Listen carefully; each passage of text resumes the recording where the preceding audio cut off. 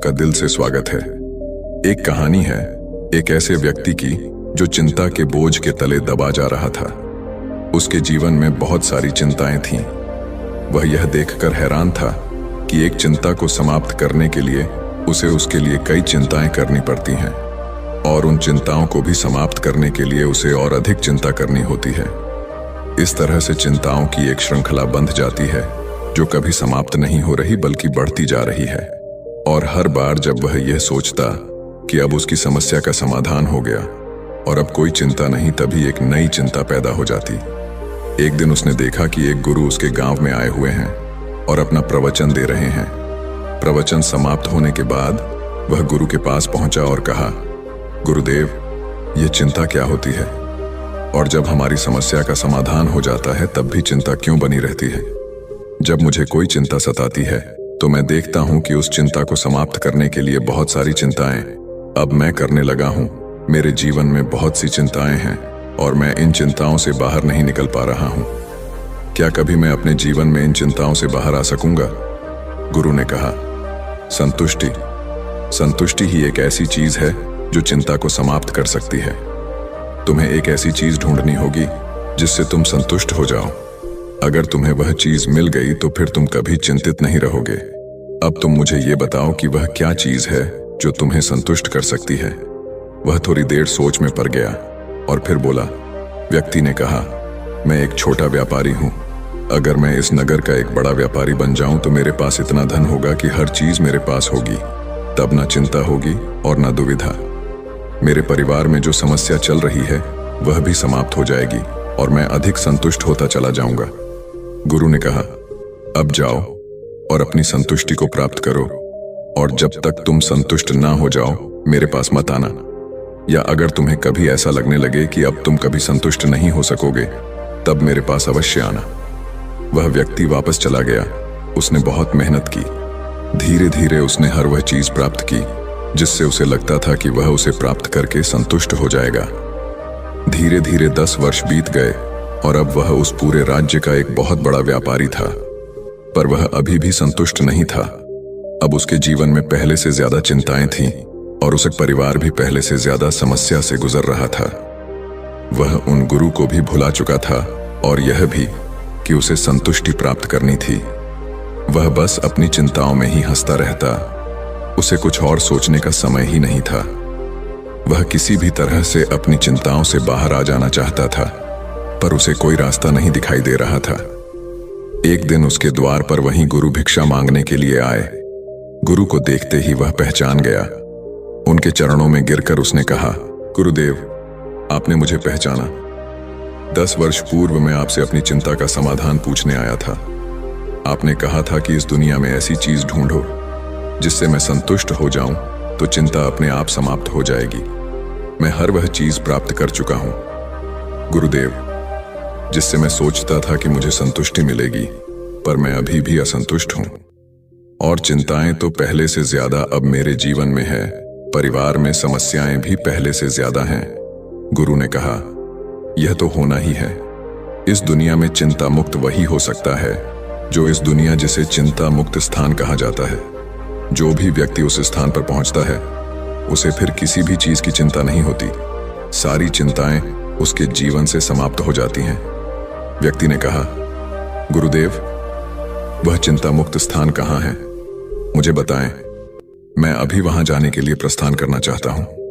गुरु ने कहा, स्पष्ट तो मैं तुम्हें नहीं बता सकता, पर तुम्हें एक इशारा कर देता हूं। तुम अगर समय गए तो तुम वहां पहुंच ही जाओगे। व्यक्ति ने कहा, आप इशारा ही बता दें गुरुदेव, मैं वहां पहुंच ही जाऊंगा। गुरु ने कहा, वह यात्रा तब शुरू होती है जब आप स्पष्ट रूप से यह समझ जाते हैं कि बाहर की कोई भी यात्रा, कोई भी चीज आपको संतुष्ट नहीं करेगी। यह कहकर गुरु से चले गए। वह व्यक्ति यह सोचता रहा कि गुरु क्या कहकर चले गए।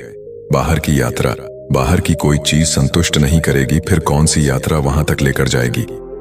उसने कई लोगों से विचार विमर्श किया, कई बुद्धिमान लोगों से इस बारे में पूछा, पर कोई भी उसे जवाब नहीं दे पाया कि वह कौन सी यात्रा है जिससे चिंता मुक्त स्थान की होती है, किस दिशा में जाए, कितनी दूर जाए। धरती पर वह जगह कहाँ है, उसे कुछ समझ नहीं आ रहा था। फिर उसने सोचा कि क्यों ना सीधे गुरु से ही पूछ लेता हूं।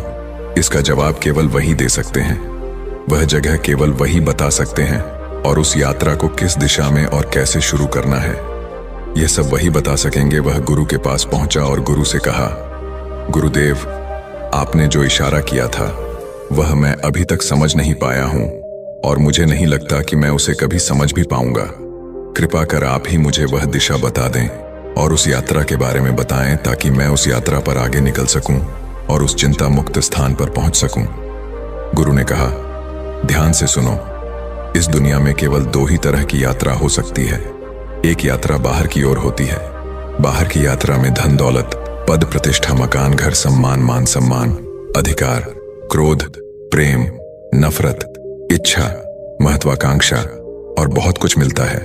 अपने जीवन में तुमने क्या जाना? क्या यह सभी चीजें तुम्हें संतुष्टि देती हैं? क्या तुम इन चीजों को पाकर चिंता मुक्त हो सकते हो या हो सकोगे?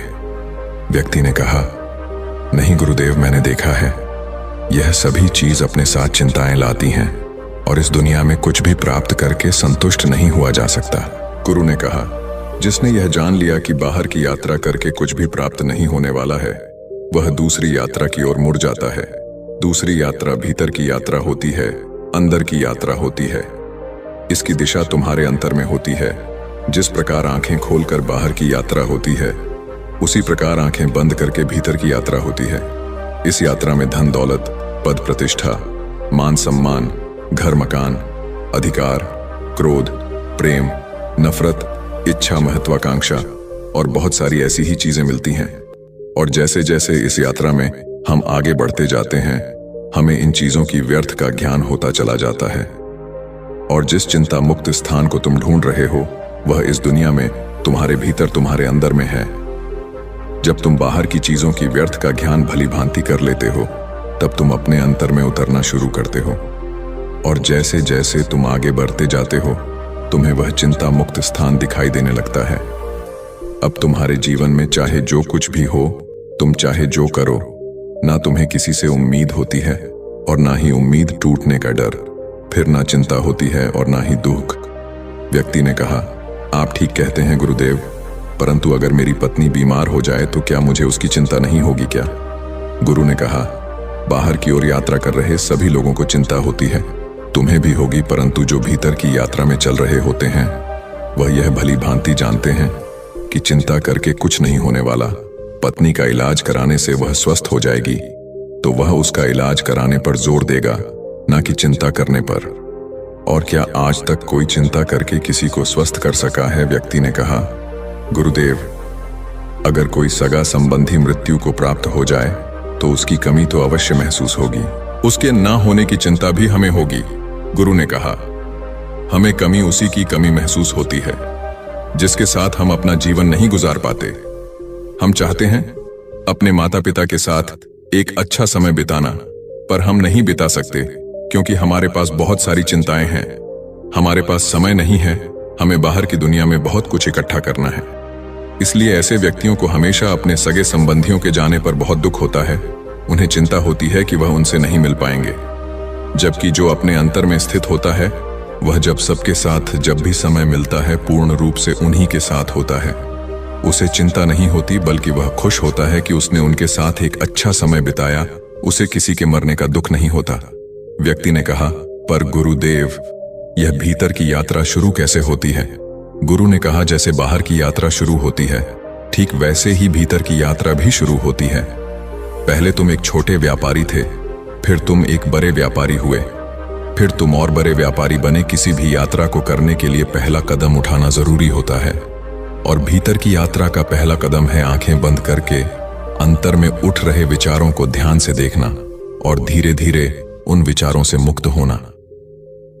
एक बार जब तुम कोशिश करोगे तो तुम्हें रास्ता खुद नजर आने लगेगा। व्यक्ति ने कहा, गुरुदेव, इस यात्रा को पूरा करने में कितना समय लगता है? गुरु ने कहा, यह तुम्हारी इच्छा शक्ति पर निर्भर करता है। इस यात्रा को कुछ पल में भी पूरा किया जा सकता है और इसके लिए पूरा जीवन भी कम पड़ सकता है। पर जिन्हें यात्रा करनी है वे मंजिल की दूरी नहीं देखते, बस चल पड़ते हैं। व्यक्ति ने कहा, गुरुदेव, मैं बाहर की यात्रा बहुत कर चुका, बहुत कुछ देख चुका बाहर की ओर। अब मैं भीतर की यात्रा में उतरना चाहता हूं। और देखना चाहता हूं कि यह यात्रा कैसी है और क्या क्या इस यात्रा में हमें मिलता है। परंतु गुरुदेव, क्या इसके लिए मुझे संसार छोड़कर सन्यासी होना होगा? गुरु ने कहा, नहीं, तुम संसार में रहकर भी अपने भीतर, अपने अंतर में उतर सकते हो। सिर्फ तुम्हारी संकल्प शक्ति मजबूत होनी चाहिए। ऐसा व्यक्ति जो भीतर की यात्रा पर चल रहा है, वह बाहर की यात्रा में जो चाहे पा सकता है। उस व्यक्ति को गुरु की बात समझ आ गई। उसने आंखें बंद करके अपने विचारों को देखना शुरू कर दिया। धीरे धीरे उसकी चिंताओं का समापन होने लगा। समस्या अभी भी जीवन में थी, पर अब कोई फर्क नहीं पड़ता था। वह हमेशा समस्या का समाधान ढूंढने पर जोर देता था, न कि समस्या को लेकर रोते रहने में। बाकी अगर ये कहानी आपको अच्छी लगी हो तो इस वीडियो को लाइक करें और ऐसी और कहानी सुनने के लिए यूट्यूब चैनल को सब्सक्राइब करें। तब तक मिलते हैं हम आपसे ऐसी ही एक और प्रेरणादायक कहानी के साथ अगले दिन। धन्यवाद।